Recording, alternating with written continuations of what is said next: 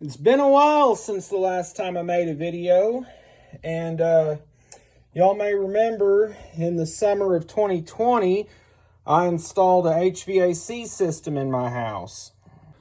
It was this Train XB80 furnace and XB1000 air conditioning system. We got the A coil up here. This is the furnace. I got the front off of it, but let's see, yeah. But I'm fixing to be changing this out. This is a gas furnace, and I never did get the gas run to it. I never did get the gas piping done. Never did get the flue pipe run out through the roof. And now it's fucking winter, and it's goddamn cold, and I need central heat. Now today, I got this. This is a 2014 Heil ICP brand electric air handler. This is a 1.5 ton electric air handler. It's got its own breaker here. And there's the electric heat kit up in there somewhere. It's got an X13 fan motor. And I'm going to be changing out the Train gas furnace system for this electric central heat. Hopefully by tonight I'll have central heat. Let's see, this is a let me get the information on this for y'all. Here's the information tag. You can see date of manufacturing April 2014. So this thing's technically still under warranty. I think ICP does like a 10-year warranty on their stuff. Although the warranty on this will probably not be honored, because I found this on a junk pile and installed it myself. Alright, I got it cut loose. Refrigerant lines, condensate drain, wiring, thermostat wiring, and float switch. So first step, get the A coil out, then get the furnace out. All right, old gas furnace is out. There's the old gas furnace and A coil. I'm over here prepping the new electric air handler for installation. I got this transition cut. This was actually the plenum that was on here on the house that this furnace came off of. And I took that plenum and I just cut what I needed to take up the height here. I had this furnace sitting next to this air handler. I set that plenum on top, marked the height to get about the same height. So now I just clean this up and get it ready for installation. All right, the new furnace is set in place. You can see it's not as deep as the old furnace was. I mean, of course it's not. Electric air handlers usually are shallower than gas furnaces. So I've got that gap I'm going to have to fill in.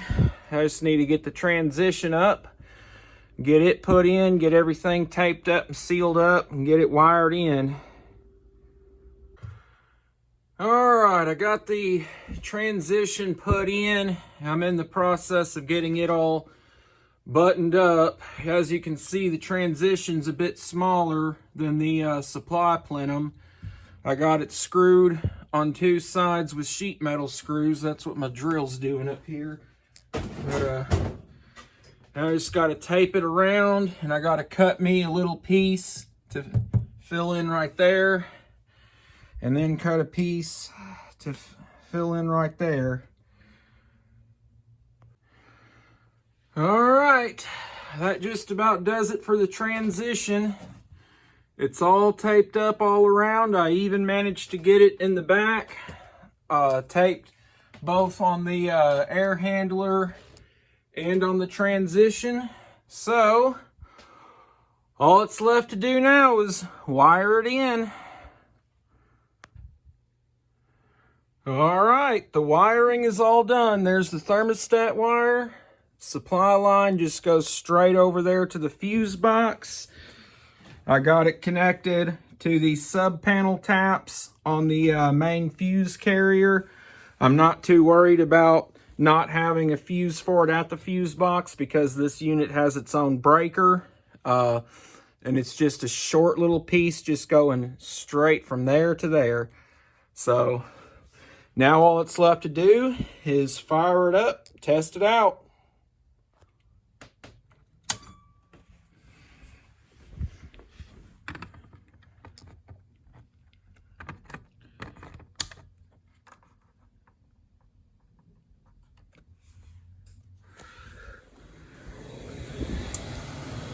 It just came on. Let's have a look. I feel air. It's not hot, not warm, at least not yet. I'll give this a minute to heat up and see how it goes. Well, it's on and it's running, but it doesn't feel like it's heating. But you can see the heat strip there on the right is glowing.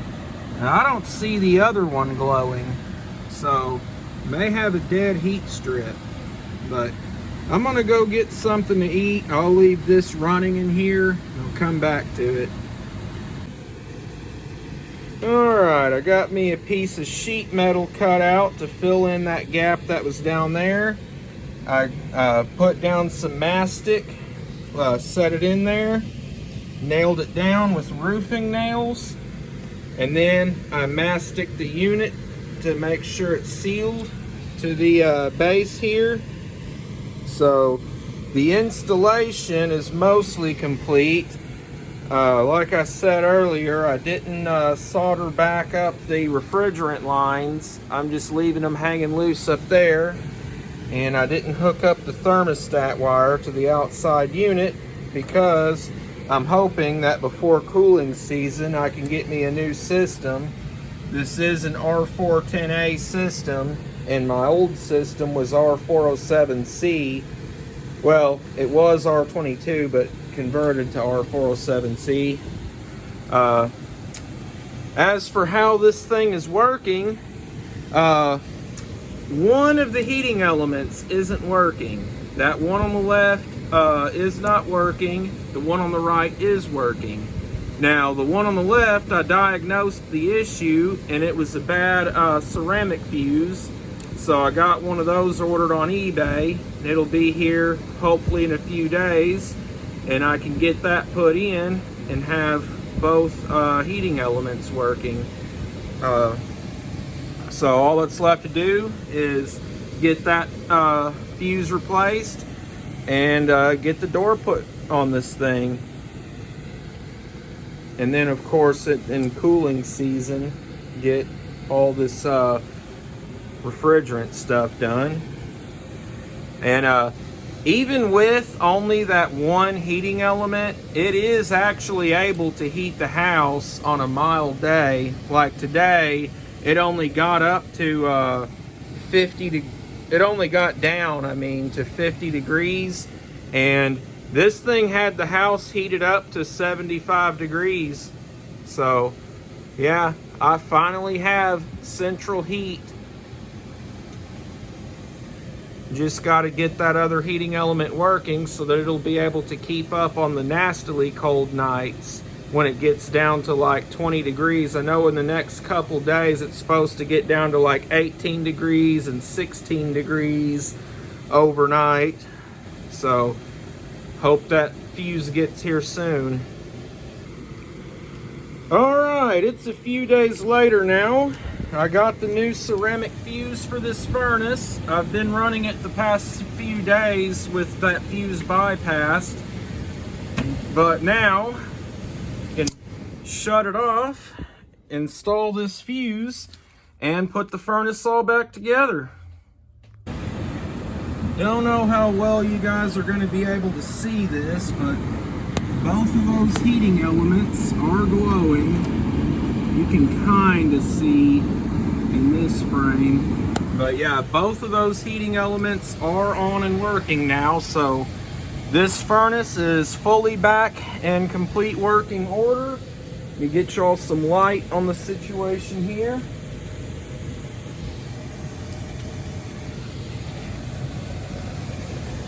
So this furnace is fully back in service. I can now put it all back together, and this project will be all wrapped up.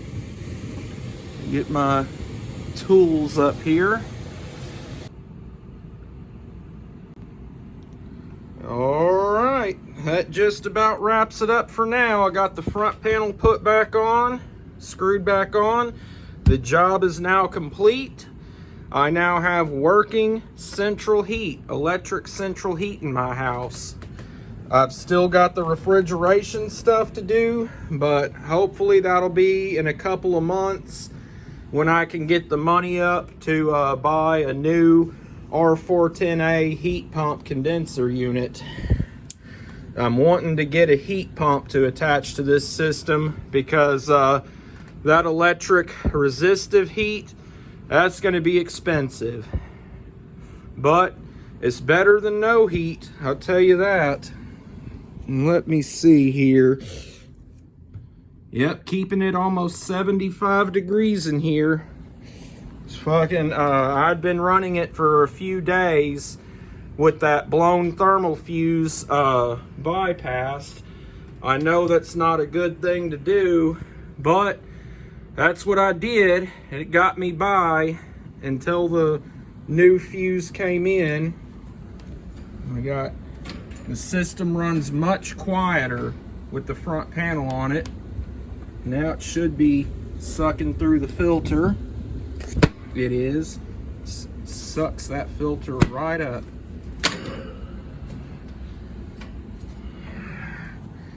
So that pretty much concludes this project. We'll see y'all on the next one. Hopefully whenever it's time to do the refrigeration stuff.